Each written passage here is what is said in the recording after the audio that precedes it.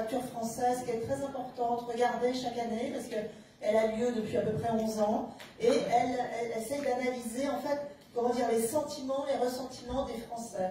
Et ce qui est assez inquiétant, c'est que c'est sur un gros échantillon, c'est 1500 personnes.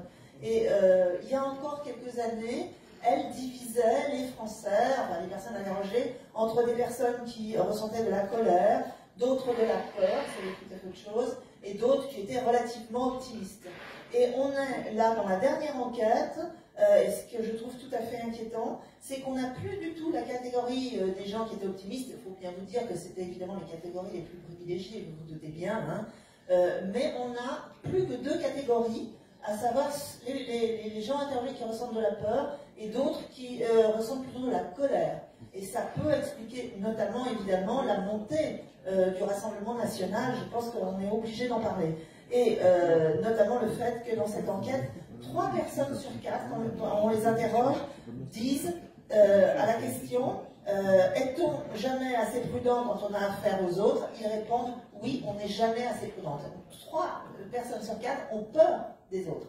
Et pour finir, une autre enquête qui introduit de la complexité, parce que c'est intéressant, c'est une enquête de la Commission nationale des droits de l'homme, consultative, et qui dit au contraire que, contrairement à ce qu'on ressent politiquement, bien sûr, les préjugés, les sentiments racistes, de haine, ont diminué en France. Et c'est pareil, c'est une enquête parfaitement scientifique, hein, sur un échantillon valable de population. Et on voit, et je finis vraiment là-dessus, que la tolérance, de façon générale, a augmenté en France. Et c'est assez surprenant, hein, quand on demande aux personnes, est-ce que les immigrés sont une source d'enrichissement culturel? Vous aviez en 92, 44% des gens qui disaient oui, et tandis qu'en 2022, on a 76% des gens. Quand on leur demande, est-ce qu'ils sont pour le droit de vote des étrangers? On avait seulement 34% en 84 et 58% en 2022. Donc, quand on interroge les personnes, en même temps, il y a ce sentiment soit de peur, soit de colère.